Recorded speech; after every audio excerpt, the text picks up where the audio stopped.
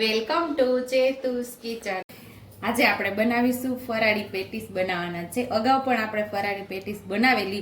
મેં કહેલું કે આપણે સ્ટફ કરેલી પેટીસ બનાવશું, તો આજે સ્ટફિંગ કરેલી પેટીસ બનાવવાના છીએ. તો એના માટે આપણે અહીંયા 1.5 કિલા જેટલા બટેકા બાફી લીધા છે. અહીંયા આપણે દળેલી ખાંડ લીધેલી છે, અહીંયા મરી પાવડર છે, અહીંયા આપણે કિસમિસ લીધી છે, અહીંયા આપણે સૂકા નાળિયેરનું ઝીણું જે બુરું આવે છે ખમણ એ લીધું છે, મીઠું છે, અને અહીંયા આપણે માંડવીના બીનો ભૂકો લીધો છે, અહીંયા લીલા ધાણા છે, ગરમ મસાલો છે, વરિયાળી છે, અને લીલા તીખા અને મોડા મરચાં મિક્સ છે, 1 ઇંચ આદુનો ટુકડો છે, અને કાજુ લીધા છે.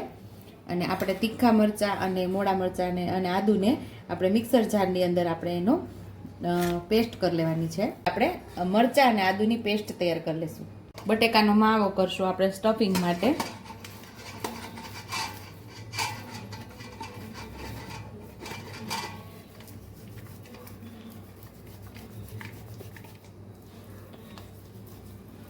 અહીંયા આપણે 3 બટેકાનો માવો કરવાનો છે. તો પહેલા 3 બટેકાનો માવો કરી લઈશું. અહીંયા આપણે 3 બટેકા ખમણી લીધા છે. હવે બધો મસાલો કરી લઈશું. અહીંયા આપણી લીલી વરિયાળી ઉમેરશું, આખી સૂકા નાળિયેરનું ખમણ ઉમેરશું, કિસમિસ ઉમેરી દઈશું, મરી પાવડર ઉમેરી દઈશું, કાજુના ટુકડા ઉમેરી દઈશું, ગરમ મસાલો ઉમેરી દઈશું. આપણે માંડવીના બી જે શેકેલા એનો દરદરો આપણે આવો ભૂકો તૈયાર કરવાનો છે. તો આપણે માંડવીના બીનો ભૂકો પણ અહીંયા ઉમેરી દઈશું. લીલા ધાણા, જેટલા લીલા ધાણા વધારે ઉમેરશો એટલો ટેસ્ટ મસ્ત એવો આપણી આ પેટીસમાં આવશે.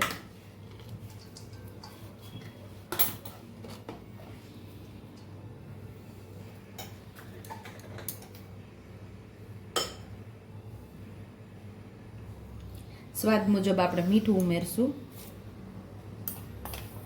ગળપણ માટે આપણે ખાંડ ઉમેરશું.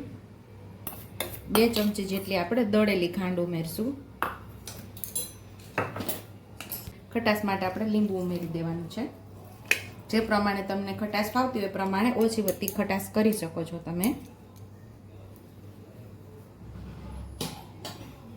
આ બધો મસાલો આપણે મિક્સ કરી લઈશું.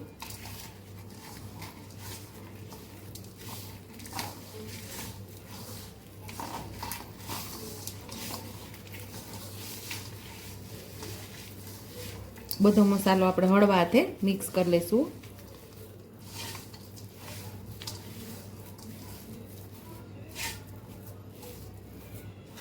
આદુ મરચાંની જે પેસ્ટ તૈયાર કરેલી એ પણ આપણે અહીંયા ઉમેરી દેવાની છે. આદુ મરચાંની પેસ્ટને પણ આપણે મિક્સ કરી દેવાની છે.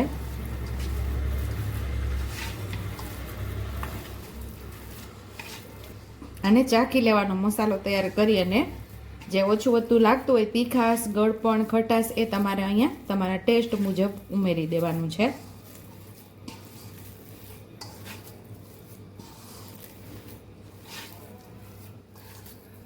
આપણો ટેસ્ટી એવો માવો તૈયાર થઈ ગયો છે. તો હવે આપણે આના ગોળા વાળી લઈશું. તેલવાળો હાથ કરીને આપણે આના ગોળા તૈયાર કરી લેવાના છે. તેલવાળો હાથ કરી લીધો છે. હવે એટલા હાથમાં આપણે માવો ચોટે ને એટલે આપણે તેલવાળો હાથ કરીને બધા લુવા તૈયાર કરી દઈશું.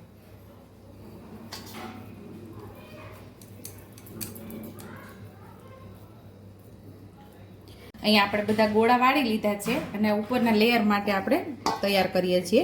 તો એને પણ આપણે બટેકાને ખમણી લેવાના છે. તો બટેકાને ખમણી લેશું આપણે. અહીંયા આપણે બટેકાને ખમણી લીધા છે. સ્વાદ મુજબ આપણે મીઠું ઉમેરશું ને એમાં તપકીર ઉમેરવાનું છે. તો તપકીર બતાવતા હું ભૂલી ગઈ હતી. તો અહીંયા આપણે તપકીર એટલે તમને કોઈ પણ કરિયાણાની દુકાને તમને તપકીરનો લોટ મળી જશે. તો અડધી વાટકી જેટલો પહેલાં આપણે ઉમેરશું આમાં.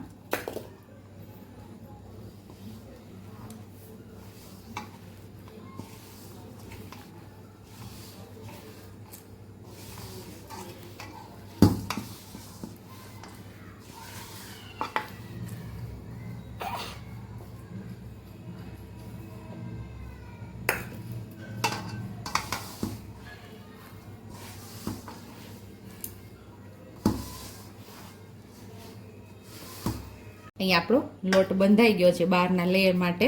તપકીર અને બટેકાનો તેલવાળો મેં હાથ કરી લીધો છે. એટલે હાથમાં ચોટે નહીં. આવી રીતે આપણે લોટ બાંધી લેવાનો છે.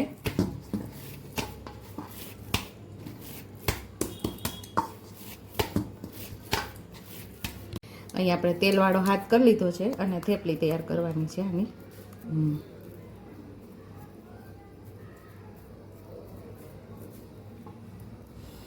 વચ્ચે આપણે જે લુઓ કરીને રાખેલો એ આપણે મૂકી દેવાનું. આવી રીતે આપણે સ્ટફ કરી લેવાનું.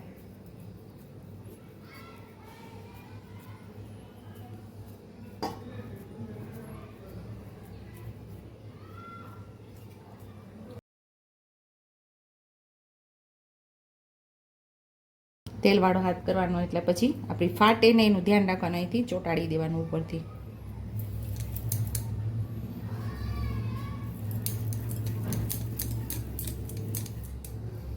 તો અહીંયા આપણી પેટીસ તૈયાર થઈ ગઈ છે. તો આવી રીતે બધી પેટીસને આપણે વાળી લેવાની છે. તો અહીંયા બધી પેટીસ તૈયાર કરી લીધી છે અને સાઈડ ઉપર આપણું તેલ પણ સરસ ગરમ કરી લીધું છે. અને જેટલી આવશે એટલી ઉમેરીને આપણે પેટીસને તળી લેવાની છે.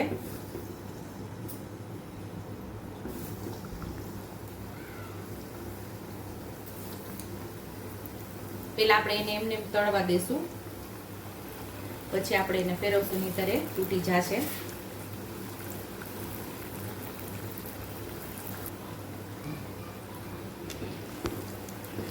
હળવેથી આપણે એને ફેરવી લેવાની.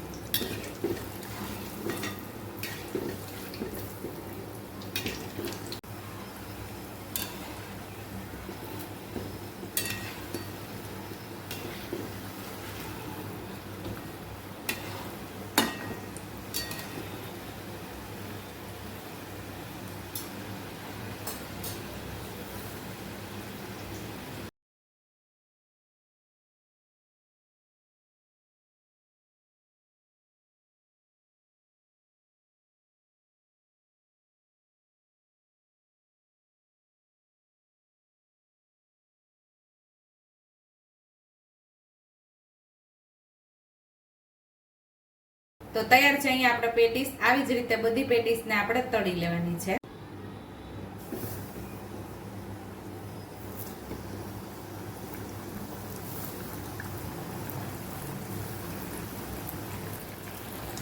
તો તૈયાર છે અહીંયા આપણી ટેસ્ટી એવી ફરાળી પેટીસ. જો તમને મારી રેસીપી પસંદ આવી હોય તો મારી રેસીપીને લાઈક કરજો, શેર કરજો, સબસ્ક્રાઈબ કરજો, બેલ આઇકોનને દબાવતા ભૂલતા નહીં અને કમેન્ટ બોક્સમાં કમેન્ટ કરજો કે મારી રેસીપી કેવી લાગી.